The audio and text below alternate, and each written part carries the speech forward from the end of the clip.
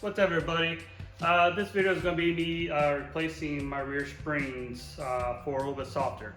Reason why is I already have a car that's a track prep ready set up. I'm doing more like a get back to close to daily. This car has been 95% of my daily for all season round, and I needed to tone it down a little bit on the rear now. I already did the fronts. Now, after I did the fronts, caused me to have more tire wear in front because the softer springs put more load on the front than the rear. I replaced my front all four wheels and tires, put my winter wheels on, but also put Falcon all season tires on to get me from A to point B, especially all season around, especially in the winter. So I used to have winter tires on this. Is the only issue is because my front tires are too.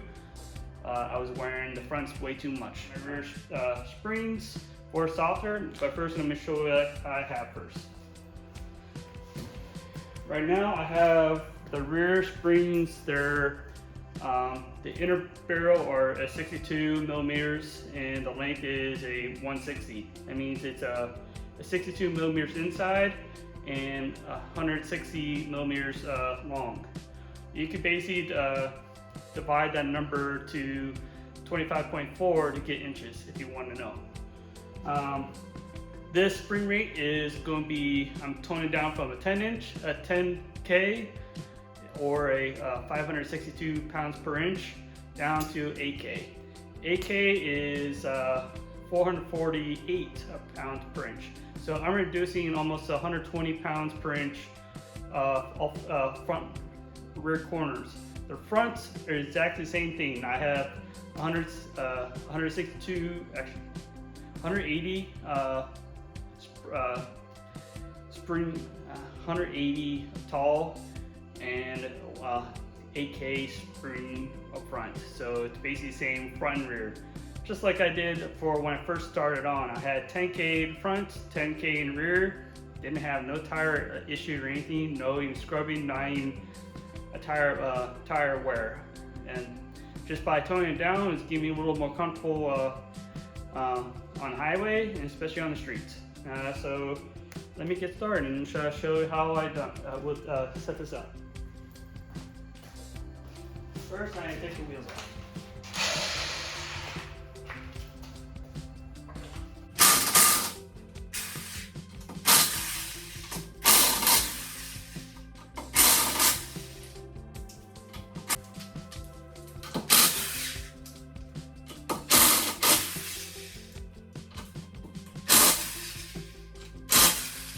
Little quiet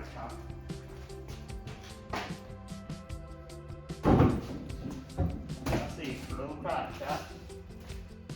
You can see there's my spring, and there's the adjuster in the adjuster collars.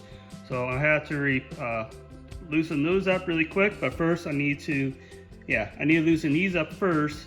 But first I want to measure what the height was, just as a reference when I do replace the lower spring. So let me get a tape measure and measure this really quick. I'm going to have to measure this to get a reference on how many these are.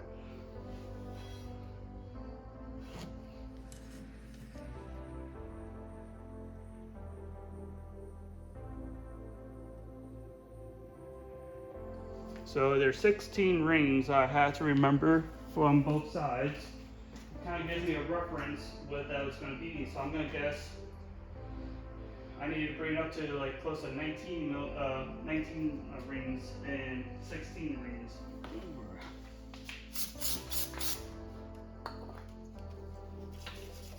Clean it up a little bit so it has a nice area to just rotate.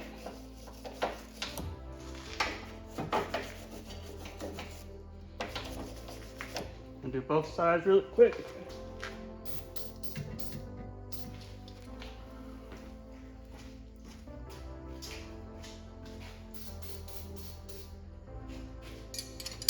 These are going to be my tools right here. This is from BC Racing. You can see I got two roughly this close to the same size. One of them is actually larger than the other. This one is like for the shorter one for the front. I do like to use this for like tight areas, the small black one for tight areas, and I do like to use this. But the only issue is like these little hook thingies, they wear out or they're not designed proper. So you can get probably different ones.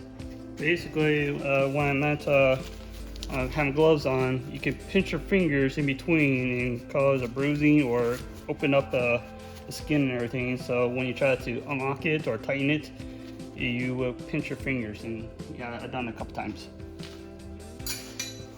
So now I want to just kind of try to break it loose.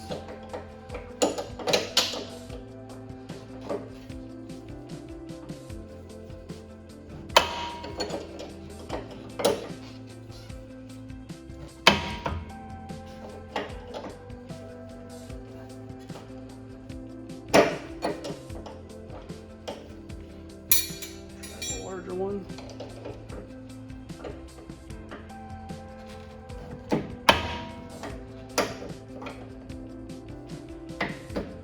Oh, coming off nice and easy. That's a good sign.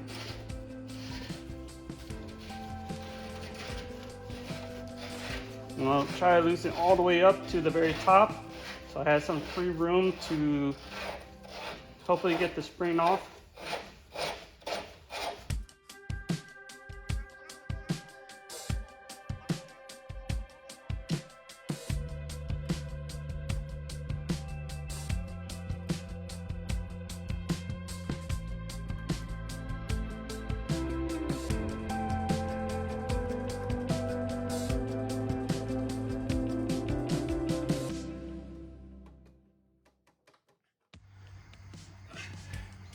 Alright, that on the ground, and I just need to loosen the shocks bolt that holds on the bottom. It's going to be a 17 millimeter. We'll take it off or on. The passenger side, it comes loose upward. The driver side, that side is going to come loose downward. If you're FY, make sure you're going in the right direction.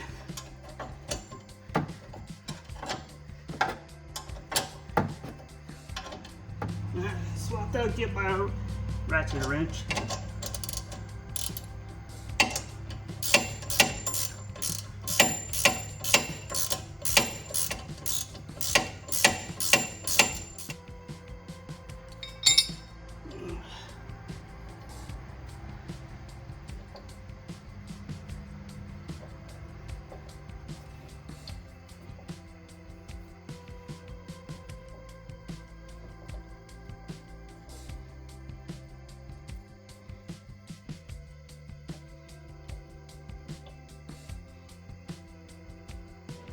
Alright, I got that out. You can see it has a concave washer, so the concave section needs to go downward onto the bolt when you go in. It doesn't go the opposite direction because it needs to set in to the housing of here proper without causing a bind up on the shock. Alright, so I'm going to try to unloose this from with the jack. Let's see if it comes loose from the spring.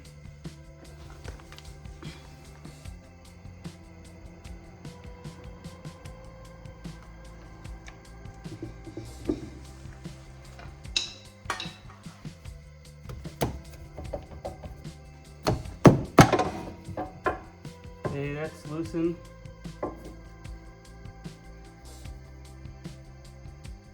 Okay, it's fully loosened. Now I'm gonna, I just gave it some ability just to loosen it fully. Now I'm going to loose the jack all the way to give it less tension. Now it's fully off. See if I can wiggle the spring at all. Yep, I can wiggle it enough. Hopefully I can get the spring out completely. I might have to like put some pressure on this lower control arm just to break it loose. So I have to put my foot down here and take it off by hand and try to get this section out. Bottoms under.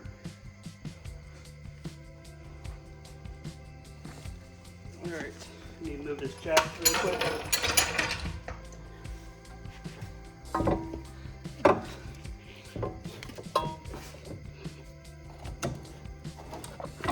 Just like that.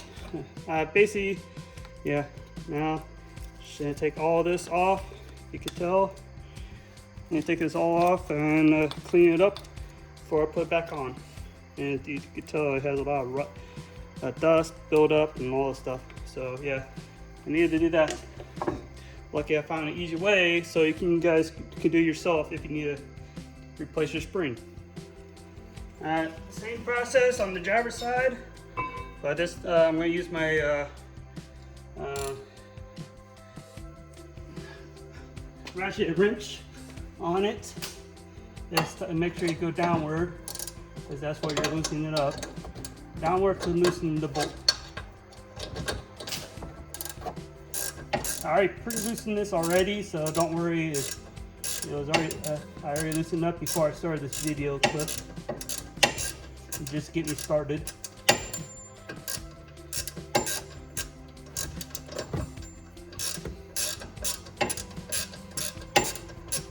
It's pretty good loose. Let me just see if I can twist it off by hand now.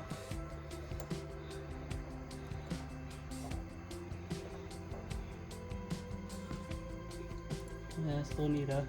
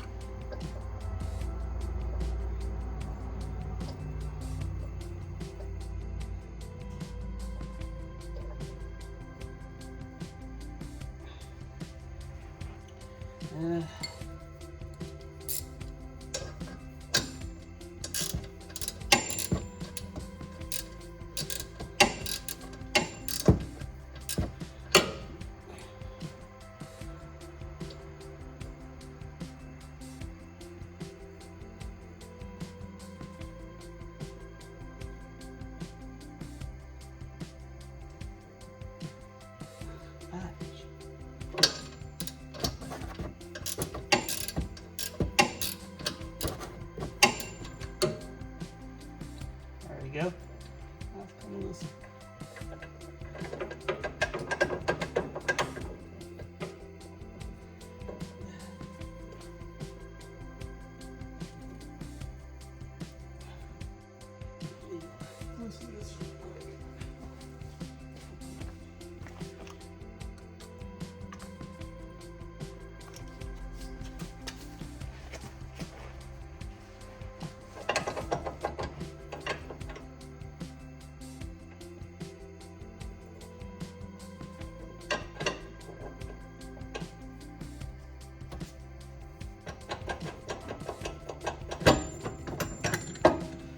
Yeah, that makes it help a little bit.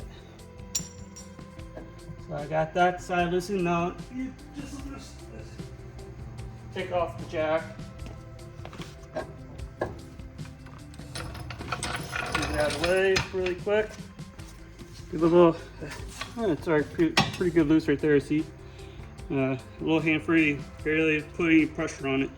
Now it's time to clean both of these up, so I can get ready for the new spring. I just want to show you like comparisons with the new spring versus the old spring on height and the design of the spring. This is what you call a linear spring, so it's basically a straight spring design. So its length, the whole body and everything is the exact same length, top to bottom. The newer spring, it's called a barrel spring or beehive spring. It's skinnier. It's 62 millimeters on both ends, but it gets fatter towards the end. Two variations why. It helps binding up when you get towards the dead center, and plus it gives a little more clamping for not clamping, but full max out the spring much as you could if you hit a hard bump or something like that. So it gives max the travel out completely if you need to. And yeah, this is a 160 millimeters tall spring. This is 180. So you can see the comparisons. That's a good, roughly about 1 inch of differences. So now I need to put these off the side and start cleaning my collars and everything, the whole areas and all, so it doesn't look cruddy or nasty or seized up. So I'm going to actually clean up with a brake cleaner and add a little bit of fluid on it so it doesn't seize up. And yeah, all these rubber, plastic gaskets, separators, or isolator sound, vibration isolator sounds. Yeah, I need to clean them up too. They're still good condition. There's no issue replacing them or anything. Just needs a nice clean. Yeah, I was right. The big one goes on top where the spring adjuster is, and the small rubber isolator goes on the bottom.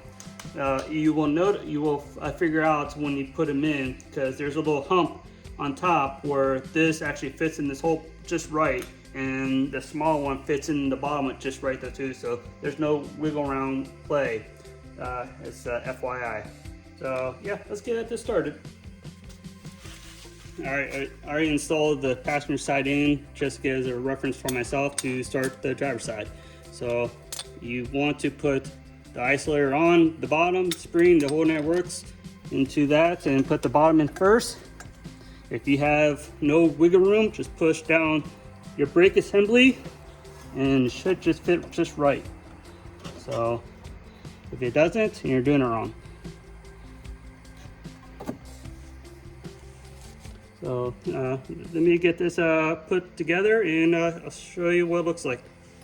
So yeah, everything is very on. I just need to bolt the shock to the brake, the rear of the brake housing, and with the two bolts on both sides, and so I can get started to adjust the rings to the proper height. All right. I had to put a jack under here just to push the whole lower control arm and the brake assembly up, so I can mount the shock to the body of the rear brake assembly housing, whatever this is called. And there's going to be like a little extension hub, so it'll fit onto the bottom of this bottom of the shock. So I'm going to pump it up a little bit, so it's nice and even, and go through.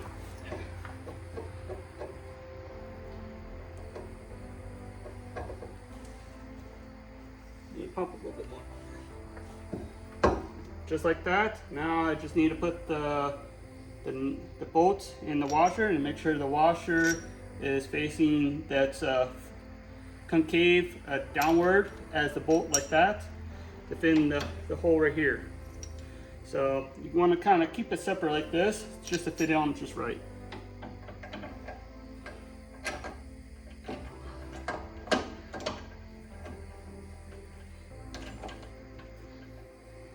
Alright, I had to move the spring just slightly so the spring's coil is more even enough to gap between the bolt head, so I can fit into, so I can get started threading it into the back of the braking assembly, or this spindle hub, whatever we call it.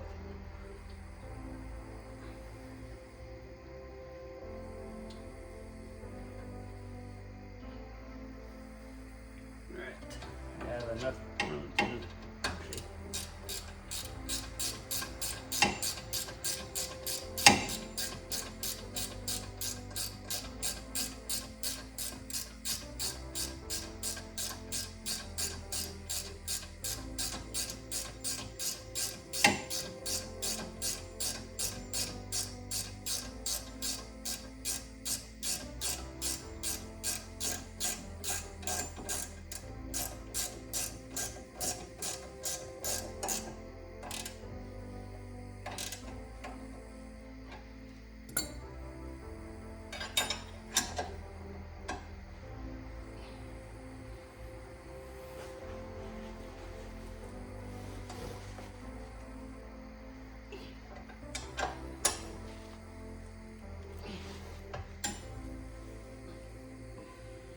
got the rear shock on the driver's side tightened down with the bolts.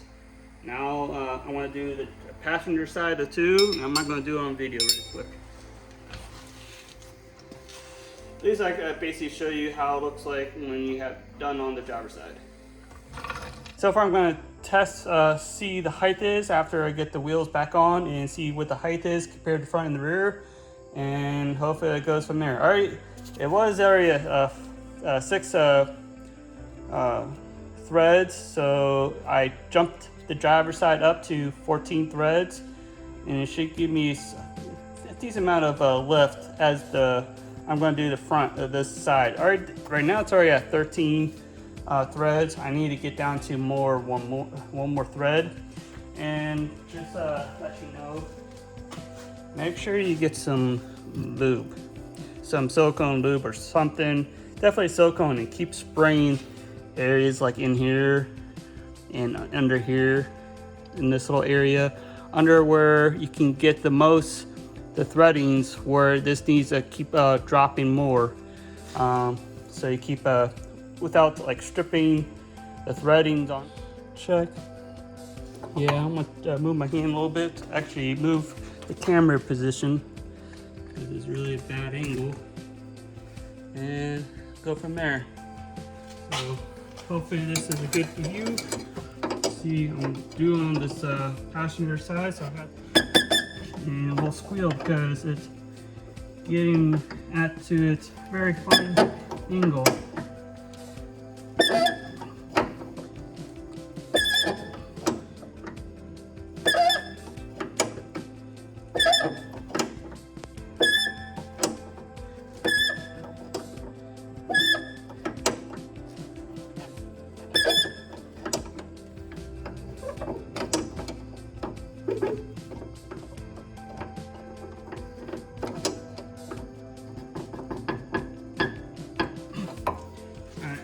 Tight.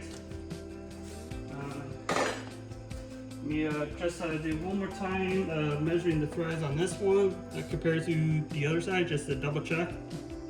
Alright, got done taking these coilover covers off from Coilover Depot, just to see two things: to check how the suspension is. This is just basically just little leftover dust, debris from dust building up, and plus I need to do adjustments compared to the rear. The rears are, as I measure, it's 23.75 rear, and the front one is 23 even, where I measure from the wheel to the fender line.